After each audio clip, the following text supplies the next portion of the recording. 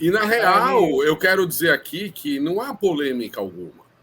O embargo econômico contra Cuba é considerado crime pela ONU há décadas. Décadas e décadas. Só tem 2 países que repetem a mesma posição de votar a favor do embargo a Cuba. Um é os Estados Unidos. O outro é Israel, que não vota contra, se abstém. Né? E um terceiro foi o Brasil durante o governo Bolsonaro, que inclusive foi lá e fechou embaixadas e o escambau. E um dos motivos, inclusive, dessa dívida, tanto que a Globo fala, mas Cuba deve ao Brasil e tudo mais, tem 2 motivos grandes. O Brasil havia feito um acordo com Cuba de mais médicos que gerava para a ilha bastante dinheiro. Boa parte desse dinheiro voltava para o Brasil na prestação dos serviços. Né? E ajudaria, sem dúvida, o país a pagar. Quando eu estive lá na última vez, em 2015, você ia no supermercado cubano e tem uma matéria muito boa no Zona Curva sobre isso que eu escrevi à época. Né?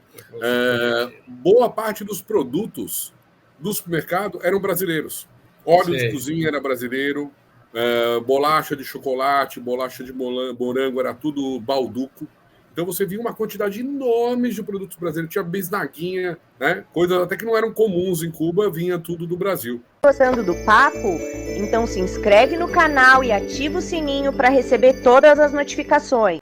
O Brasil estava conseguindo as empresas. Tem até uma foto aqui, ó. O supermercado que está tudo, que não tem nada na prateleira. Só que na realidade, Claudinho e Fernando e nossos ouvintes, telenautas, eu tive em Cuba 2 vezes. A primeira, se eu não me engano, em 94 ou em 95. Daí a segunda, 2015. 20 anos de diferença, né? Quando eu fui a primeira vez, a União Soviética tinha acabado de acabar, né?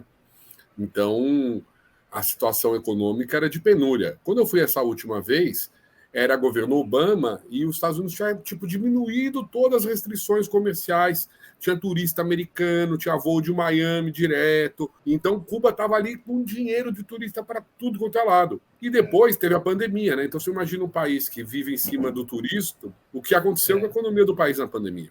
Então. Foi bem também, sério. né? E no fundo, eles também estão nos devendo agora, né? Teoricamente. Eles continuam com o embargo e, ao mesmo tempo, eles estão. Diz que tem uma dívida aí. Eu estava até vendo um número. Não é uma dívida considerável. Mas acho que parte dessa dívida de Cuba com o Brasil foi semelhante ao não pagamento por parte da Venezuela, né? Foi justamente pelo governo Bolsonaro ter cortado relações. E aí atrapalhou, inclusive, no pagamento dessas dívidas.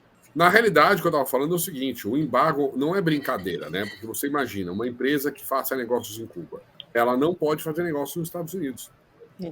Então, ela acaba. É isso que acontece. Então, tem um impacto de cara que é humanitário. Então, você imagina, você vai comprar um remédio numa pandemia. Os laboratórios não podem vender para você. Então, imagina o tamanho de um problema. Isso é um dos motivos deles investirem tanto em medicina. Porque já que eles não podem comprar determinadas coisas de determinados laboratórios, eles têm que fabricar as próprias vacinas. Então, por isso que eles estão vendendo até vacina para outros países, inclusive.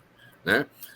Então, tem um lado assim total de impacto humanitário.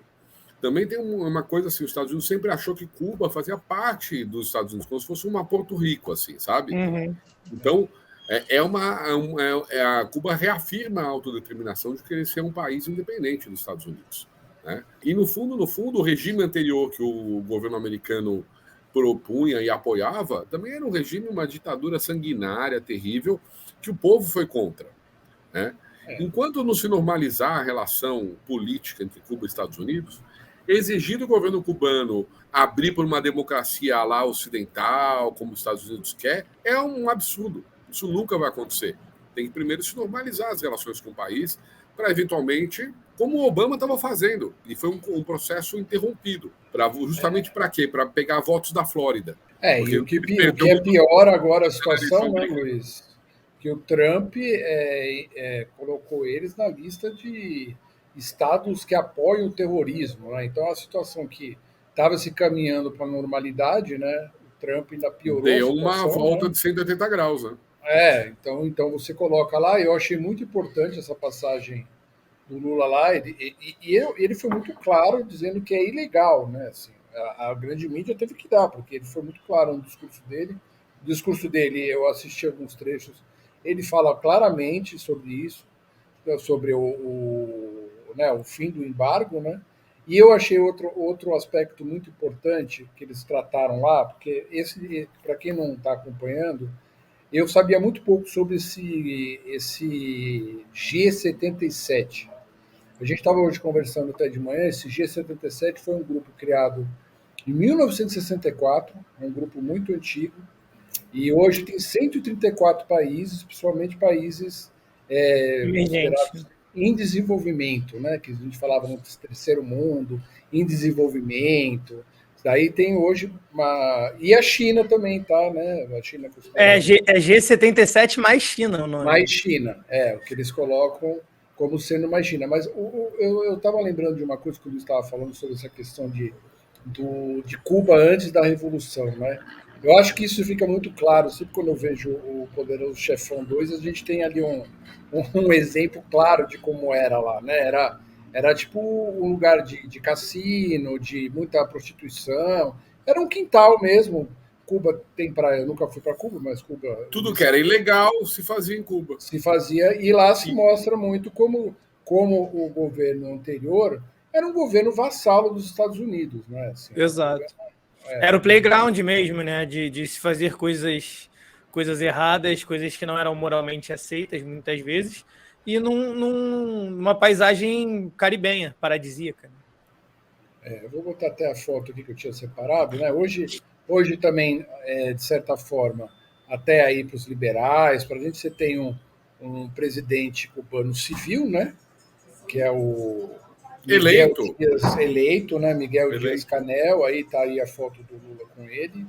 Então, a gente estava até falando aqui antes de você chegar, Luiz, que o Lula também se encontrou com o Raul Castro, tinha umas fotos dele com o Raul Castro.